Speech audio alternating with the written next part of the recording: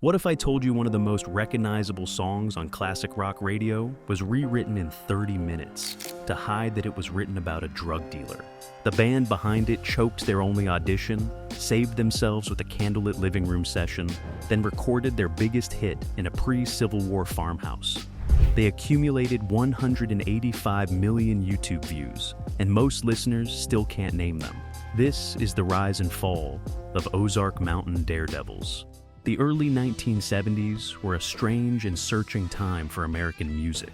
The 1960s were officially over. The idealism, the protest, the revolution. What was left was something quieter and harder to name. And in Springfield, Missouri, a group of musicians answered that hunger in a way nobody expected. They called themselves Family Tree at first. The core lineup read like a communal experiment. John Dillon on guitar, Steve Cash on harmonica and vocals, Randall Chowning on lead guitar, Larry Lee on drums, Michael Granda on bass, and Buddy Brayfield on keyboards. They were a ragtag collection of hippies and bohemians who had found each other in the back porch jams and barroom sessions that defined the Springfield music scene. Before we continue, don't forget to like and subscribe to the channel. What made them unusual, and what would both define and haunt them, was their refusal to sound like anything in particular. On any given night, they could move from driving rock to Appalachian folk to bluegrass without breaking a sweat. One song featured a driving harmonica riff that recalled Muddy Waters. The next featured barnyard chicken clucks and mouthbow solos that recalled Nobody at All. This was not a marketing strategy. This was simply who they were. Musicians who had grown up in the geographical middle of America, absorbing everything that filtered through the Missouri airwaves. The band's very name became a piece of rock and roll folklore. After discovering another group had already claimed the Family Tree name, they held a naming party in Kansas City. John Dillon threw out a suggestion: Cosmic Corncob and his amazing Ozark Mountain Daredevils, a nod to their hero Commander Cody. The full name was unwieldy, but the last part stuck. Ozark Mountain rooted them in the dirt and the hills of southern Missouri. Daredevils signaled they had no intention of staying there safely. Their big break arrived the way the best stories always do, through a side door. In March 1973, legendary British producer Glyn Johns traveled to Kansas City to scout talent for a record label. Johns had already made history alongside the Eagles, the Who, and the Rolling Stones. He was looking for a uniquely American sound. He found the Daredevils at the Cowtown Ballroom and promptly watched them choke. The pressure of the moment overwhelmed them. The performance was stiff and tentative, far from the raw electricity that had made them regional legends. It looked like the opportunity was gone, but an associate of the band, Paul Peterson, convinced Johns to follow them back to his house for an unplugged session by candlelight. In that intimate setting, the very kind of environment where their music had been born, everything changed. The harmonies clicked. The instrumental versatility revealed itself. Johns saw exactly what he had come looking for. A deal was struck on May 1st, 1973. The transition from Missouri porches to a London recording studio was nothing short of surreal. Their label flew the band, along with their roadies and families, across the Atlantic to record at the legendary Olympic Studios in 1973. These were the same studios where the Rolling Stones and Led Zeppelin had worked their magic. For a group of self-described hillbillies from the Ozarks, the culture shock was considerable. The resulting debut album, released in 1973, became known to fans as the Quilt Album because of its distinctive patchwork cover art. The standout track, If You Want to Get to Heaven, written by John Dillon and Steve Cash, climbed to number 25 on the Billboard Hot 100. Cash's harmonica drove it like a freight train down an open highway, and for late-night FM listeners across the country, it was love at first play. But the album also made clear that the Daredevils were not going to be anyone's obedient pop act. Alongside the radio-ready track sat Chicken Train, complete with actual barnyard clucks and a gleefully absurdist spirit that delighted fans and baffled programmers in equal measure. For their second album, the band convinced the executives to do something almost unheard of in the major label world. Instead of returning to London or heading to Los Angeles, they brought a mobile recording truck to a rural farmhouse on Rudy Valley Ranch near Bolivar, Missouri. The band camped out for 2 weeks, living and breathing the music in the rolling hills that had shaped them. The sessions had the feel of a front porch gathering stretched over a fortnight. The resulting album, It'll Shine When It Shines, released in 1974, was their finest hour. And somewhere in those Missouri evenings, a song was born that would change everything. Jackie Blue started as a Larry Lee composition about a real person, a local bartender and part-time drug dealer. In its original form, it was darker and grittier, a character study that lived comfortably in the Daredevils' catalog of eccentricities. But producer Glyn Johns heard a shimmering commercial hook underneath the rougher edges. His suggestion was simple: change Jackie from a man to a woman, soften the edges, let that melody breathe. Lee and Steve Cash reportedly stepped outside, rewrote the lyrics in roughly 30 minutes, and walked back in with a different song. Same melody, entirely new world. The result was released in 1975, and it was everywhere almost immediately. Jackie Blue climbed to number 3 on the Billboard Hot 100, selling over 1 million copies. For an entire generation of radio listeners, that smooth, high tenor vocal and that unhurried melodic drift became the sound of a particular American afternoon, sunlit, melancholic, and impossible to hold on to. But the very thing that made the song such a massive hit planted the first seeds of a deeper problem. The Daredevils had built their identity on being impossible to categorize. Now, to millions of new listeners, they were simply the Jackie Blue Band. The song gave them the world, and the world did not quite know what to do with the rest of them. The years between 1975 and 1977 should have been the Daredevils' golden era. In many ways, they were. The band toured relentlessly, sharing stages with Leonard Skinner, the Eagles, and the Marshall Tucker Band. The crowds were there. The music was there. And yet something didn't quite fit. The music industry had a category ready for a southern-sounding, country-inflected rock band in the mid-1970s. And that category was Southern rock. That label was already home to Skinner, the Allman Brothers, and the Marshall Tucker Band, muscular, high-energy acts with an outlaw edge. The Daredevils got lumped in by geography and association, and the fit was uncomfortable from the start. They didn't sound like Skinner. They didn't sound like the Allmans. Where those bands projected grit and heat and confrontation, the Daredevils offered something more pastoral. Mandolins and oboes alongside electric guitars, bluegrass picking alongside rock riffs, lyrics more likely to be whimsical than defiant. They were a different creature entirely, but the industry needed a box to put them in. The tension was on full display at the 1974 Ozark Music Festival in Sedalia, Missouri. Often called Missouri's Woodstock, the event drew a massive crowd to the fairgrounds in blistering 100-degree heat.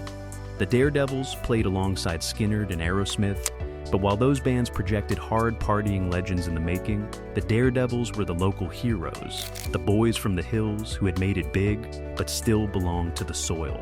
Their albums reflected the same tension. The Car Over the Lake album and Men from Earth both showcased the band's writing and instrumental range, and both were well received by fans and critics, even if neither made the commercial splash the label wanted. The Car Over the Lake album peaked at number 57 on the Billboard 200, a long way from number 3. One of the most telling artifacts of this era was something the band included in early pressings of the Car Over the Lake album, a 33 1/3 RPM red flexi disc called The Little Red Record. It contained outtakes and experimental tracks the band wanted their listeners to hear, even if the label had no commercial interest in releasing them. It was a gesture of radical intimacy with their audience. For the devoted Dareheads, it said everything. The band was not in this for the industry. They were in it for the music and the people who heard it. Their label kept pressing them to relocate to California, to Nashville, anywhere closer to the commercial machinery. The band kept saying no. Granda later reflected that staying home was the only thing that kept them together. But in the corporate calculus of the major label world, roots were not an asset. They were a complication. The first real crack appeared in the spring of 1976, thousands of miles from Missouri. The band had embarked on a European tour that was supposed to build their international profile, but the road had been long, the schedule was grinding, and the pressure was mounting from every direction. By the time they reached Copenhagen, Denmark, and took the stage at Daddy's Dance Hall, the band was running on empty. The sound mix that night was terrible. The monitors were wrong, the balance was off, and the audience could hear the problem even if they couldn't name it. For most bands, the response would have been to push through. But Randall Chowning had reached his limit. The founding lead guitarist turned his amplifier all the way up, drowning out the rest of the band in a wall of sound that made the bad mix irrelevant, because now there was no mix at all. What followed backstage was described as a slanging match of the first order. When it was over, Chowning was gone. He left to pursue a solo career and never returned. The band lost the hard-rocking edge that had given their sound its backbone, and they never quite recovered the original chemistry. 2 years later came the moment that effectively ended the band's major label run. In 1978, the Daredevils traveled to Hollywood to tape a performance for the Midnight Special, the popular NBC program that had launched dozens of artists throughout the decade. It should have been a showcase. Instead, it became a cautionary tale. Several band members arrived in visible states of intoxication. The performance was rushed and ragged, a pale shadow of what they were capable of on their best nights. Jerry Moss, the co-founder of the record label, had invested in this band and believed in them from the beginning. What he witnessed that night was not the band he had discovered by candlelight in Missouri.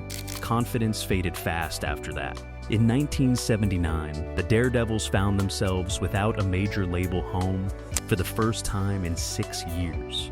One last attempt came in 1980, when they signed and were brought to Los Angeles to record a self-titled album with producer John Boylan.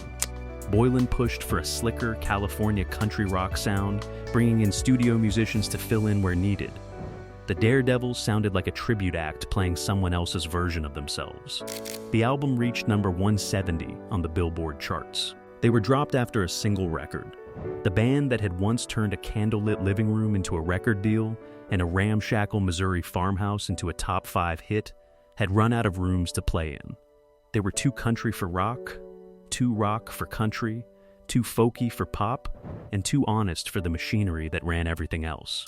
They had become, in the truest sense of the phrase, a band with nowhere to belong. There was no announcement, no farewell tour, no dramatic final night. The Ozark Mountain Daredevils did not break up so much as they slowly dispersed, like smoke from a fire that had burned long and low and finally ran out of wood. The 1980s were what many fans came to think of as the wilderness years. The original lineup continued to splinter. Larry Lee eventually left to focus on songwriting and producing in Nashville, a move that suited his talents and gave him the stability the band could no longer provide. John Dillon and Steve Cash drifted in and out of various configurations. It was Granda who held the name together, keeping the Daredevils on the road through sheer stubbornness and love of the music. It'll shine when it shines. You might think And they kept playing, through smaller clubs, through state fairs and county festivals, through venues across the lower 48 states, Alaska, and Canada. They recorded when they could, small-scale independent releases, a European-only project called Heart of the Country in 1987, but the recording industry was no longer listening. The music landscape of the 1980s had no obvious place for them. They weren't retro enough to be a heritage act. They weren't current enough to compete with the synthesizer-driven pop that owned the decade's airwaves. MTV had rewritten the rules of engagement, and a band of Missouri musicians who had never been interested in spectacle had nothing to offer the new visual economy of music. But the fans who found their way into those smaller venues walked out having witnessed something most arena rock acts had long since lost. Musicians playing together because they genuinely loved it, for audiences who genuinely needed it. There was a dignity in that quiet persistence, a blue-collar stubbornness the target audience will recognize immediately. They didn't quit, they just kept going, in the dark, without the spotlight, because the music was the point.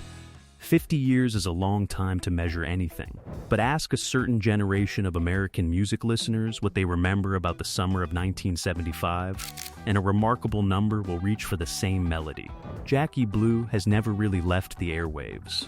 It showed up on classic rock stations, on yacht rock playlists, on television montages, reaching for the feeling of a specific American moment. It was covered by artists across a surprisingly wide range of styles, which speaks to how durable the song became.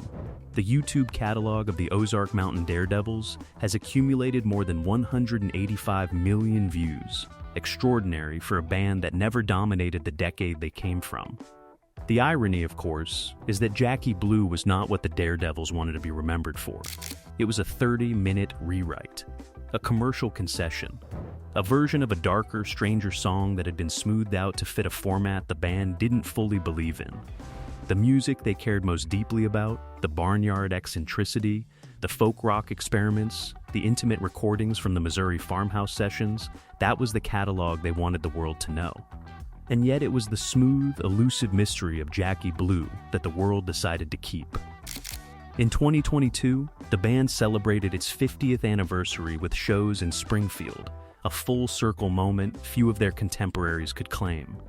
But the celebration carried grief alongside it. In April 2019, Steve Cash passed away, the man who played harmonica with the urgency of someone who had something essential to say, who co-wrote some of the most enduring material in the catalog, who was by almost universal agreement the emotional soul of everything the Daredevils ever did. His absence was irreplaceable. John Dillon and Granda continued, still rooted in Missouri, still playing the music, still honoring the catalog. Fans regularly told them the music was crossing into a third generation, grandchildren discovering Jackie Blue on a playlist and asking where it came from. Where it came from was Springfield, Missouri. From a candlelit living room and a farmhouse recording session and a 30-minute lyric rewrite on a Missouri evening. From a band that was too folky for rock and too rocky for folk and too honest for the machinery that ran everything else. They didn't crash. They didn't burn. They simply faded back into the hills they had always come from. And the music stayed behind, still floating on the air, still impossible to place. The Ozark Mountain Daredevils never quite found the place the industry wanted to put them. But maybe that was the point. Some music doesn't need a category. It just needs to be heard. Jackie Blue is still heard. 50 years later, it still carries that particular ache of a summer afternoon that won't come back. Do you remember where you were the first time it came through your speakers? Drop it in the comments, and don't forget to like and subscribe for more stories from rock's unforgettable past.